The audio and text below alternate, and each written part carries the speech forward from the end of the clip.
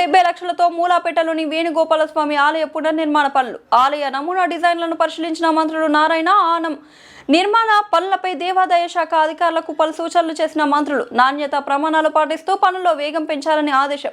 అనంతరం వేణుగోపాలస్వామిని దర్శించి ప్రత్యేక పూజలు నిర్వహించిన మంత్రులు 6 నెలల క్రితం త్రిదండి చిన్నజీయర్ స్వామి ఆలయ పునర్నిర్మాణ పనులకు శంకుస్థాపన చేశారు. ప్రధాన ఆలయంతో పాటు నరసింహస్వామి ఆలయ ఫౌండేషన్ పూర్తయింది. ఆలయానికి 4 వైపులా మాడ వీధులు ఏర్పాటు చేస్తాం.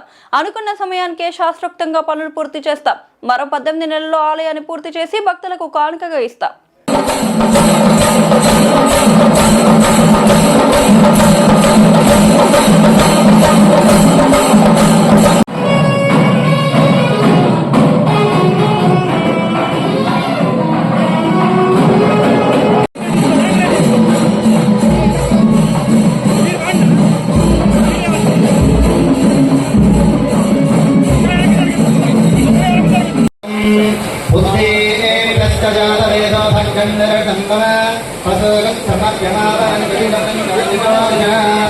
साध्यं संविक्तं वरिणा योजनं प्रियो गृहाणमङ्गलं देवं प्रियो चन्द्रविरापः भर्यादेवं वयश्चादे देवाय परमात्मने प्राहितात्मनकात्वरादिव्यं ज्योतिर्नवोस्तुते भद्रं कर्णे विष्णुयावदेवाः भद्रं पत्ये माक्षविर्यजत्राः यदैरङ्गैः सुष्ठुवागं भक्तनामः विषेम देवहिनं यदाजुः स्वस्ति न इन्द्रो रुद्रश्चवाः स्वस्ति न घोषा विश्ववेदाः स्वस्ति नस्ताक्षामरिष्टनेमिः स्वस्ति न बृहस्पतिर्ददाद ॐ शान्ति शान्ति शान्तिः आद्यस्कन्धरस्पदं विश्वकर्मणस्पदमत्तदादे तस्कद्वस्तारे चन्द्रामेन्मये लक्ष्मी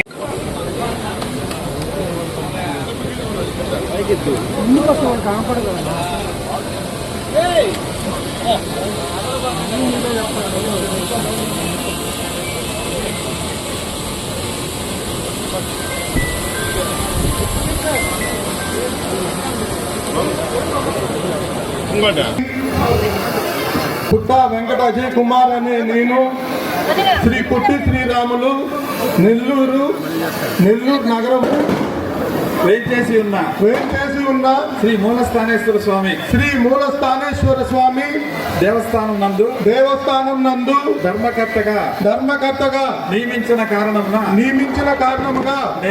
నేను నా శక్తి సామర్థ్యాలు వినియోగించి విశ్వాసపూర్వకంగా విచక్షణ జ్ఞానంతో నిర్భయుడై వాత్సల్యమును పాటించగా దురుద్దేశ రహితుడై దేవాలయ అభివృద్ధియే దృక్పథంగాను ఉంచుకుని శ్రీ ఆంధ్రప్రదేశ్ దేవాదాయ ధర్మాదాయ శాఖ సంస్థల విధులను కూర్చిన 1987వ సంవత్సరం చట్ట ప్రకారం దానికి సంబంధించిన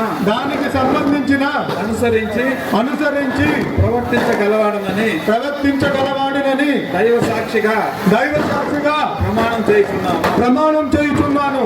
శ్రీ పుట్ట వెంకట అజయ్ కుమార్ అనే నేను. ప్రొసీజర్ ప్రకారం కేవలం ఆగమ పండితులు, ప్రధాన అర్చకులు, ఇక్కడ ఉన్నటువంటి అర్చక స్వాములు, పండితులు వాళ్ళ యొక్క ఆగమ శాస్త్రాల ప్రకారం, ఆగమ ధర్మాల ప్రకారం ఇక్కడ ఉన్నటువంటి పూజాది కైంకర్యాలను నిర్వహిస్తారు. ఆ నిర్వహించేటువంటి సందర్భం కూడా ఆ సమయం కూడా వాళ్ళే నిర్ణయిస్తారు. నిర్ణయించిన సమయం ప్రకారమే మీరు పాంప్లెట్లు వేయండి, మీరు ఇన్విటేషన్లు ఇవ్వండి. విఐపీలకి, వివిఐపీలకి, ఇంకెవరికైనా సరే ఆ సమయాన్ని కేటాయించండి.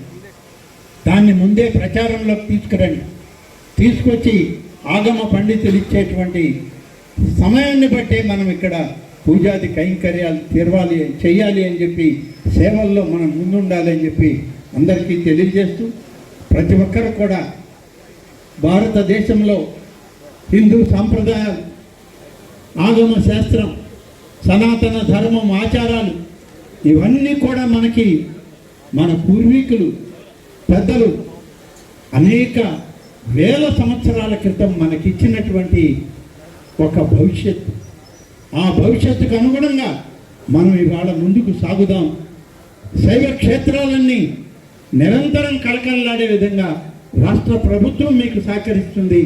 మీరు అదే విధంగా పని చేయండి, సేవ చేయండి అని చెప్పి కోరుతూ సెలవు తీసుకుంటాను. జై హింద్. సభ్యులు అంటే నేరుగా గర్భగుడిలోనే మనం ఉండొచ్చు. గర్భగుడిలో ఉండి మన వాళ్ళకి దర్శనాలు చేయించి పంపిస్తే సరిపోతుందని చాలామంది అనుకుంటూ ఉంటారు.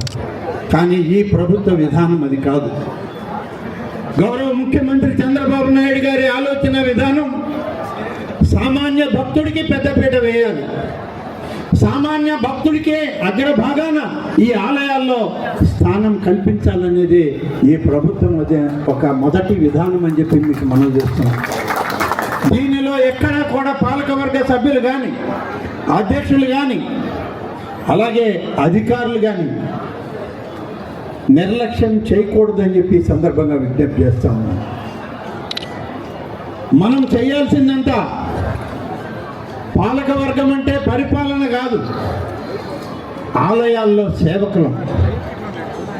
ఆలయాల్లో ప్రథమ భాగస్థులైనటువంటి సామాన్య భక్తులకి పెద్దపీట వేసి ప్రతి ఒక్కరికి దర్శన భాగ్యం కలిగించి ఇక్కడ ఉన్నటువంటి అనేక విషయాలలో, అనేక సేవల్లో వాళ్ళకు భాగస్వామ్యం ఇచ్చి స్వామివారి అమ్మవారి ఆశీస్సులను వాళ్ళకి అందించి వాళ్ళని సంపూర్ణమైనటువంటి మనసుతో భక్తి భావంతో వాళ్ళు ఇంటి చేరే వరకు మనం సేవలు అందించడమే పాలకవర్గం యొక్క బాధ్యత అని చెప్పి నేను ఈ సందర్భంగా మనం చేస్తా ఉన్నాను.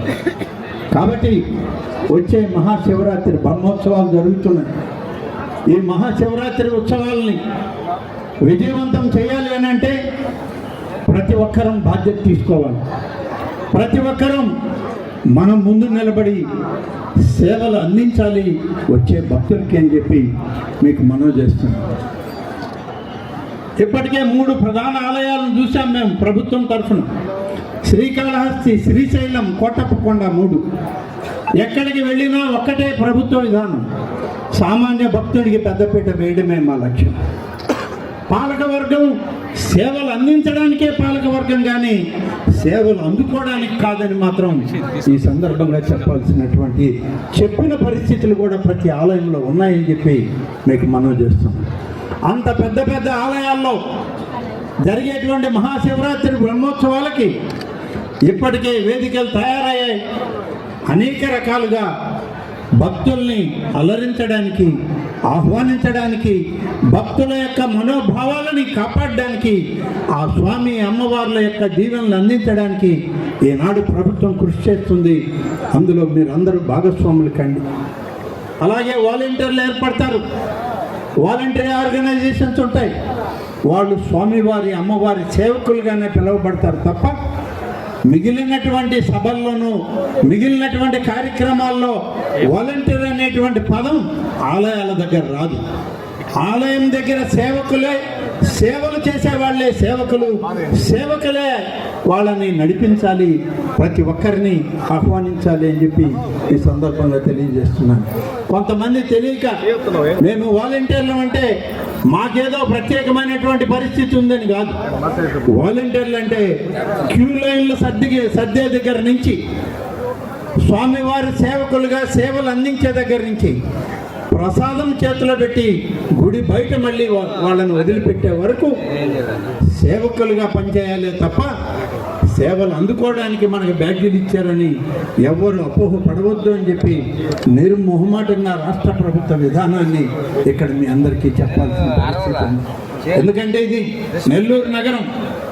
నారాయణ గారు ఇక్కడ స్థానిక శాసనసభ్యులు, మంత్రి గారు, అలాగే రూప్ కుమార్ గారు, శ్రీనివాసులు రెడ్డి గారు, నేను కూడా ఈ నెల్లూరు నగరంలో ఒక భాగంలో ఉన్నటువంటి వాడిని. ఇక్కడ మొహమాటానికి పోతే ప్రభుత్వ విధానాలు ఇబ్బంది పడతాం.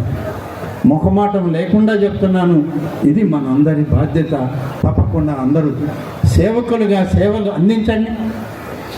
పాలకవర్గం కూడా సేవకులుగా మారండి. మహాశివరాత్రి పర్వదినాన్ని వైభవోపేతంగా జరిపించండి అని చెప్పి రాష్ట్ర ప్రభుత్వానికి ఈ శైవ క్షేత్రాల పట్ల, ఈ యొక్క ఆగమ విధానాల పట్ల బాగుంది అని చెప్పి ప్రజల దగ్గర నుంచి మంచి పేరు సంపాదించుకోవడానికి మీరు కూడా నిమగ్నం అవ్వండి, పని చెయ్యండి అని చెప్పి ప్రతి ఒక్కరిని ఈ సందర్భంగా కోరుకుంటున్నాను. ఇప్పుడే చూసాం, పాలకవర్గ సభ్యులు మన వాళ్ళు పాలకవర్గ ప్రమాణ స్వీకారానికి వస్తున్నారంటే అనేక మంది వారి బంధువులు, స్నేహితులు ఎంతో ఆనందంతో వచ్చారు. ఈ ఆనందం అంతా రేపు మహాశివరాత్రి రోజున ఇక్కడే ఉంది. వాళ్ళతోటి మీరు కూడా పర్యవేక్షించండి, మీరు కూడా భక్తి విశ్వాసాలతో స్వామివారిని సేవించండి అని చెప్పి నేను మీ అందరికీ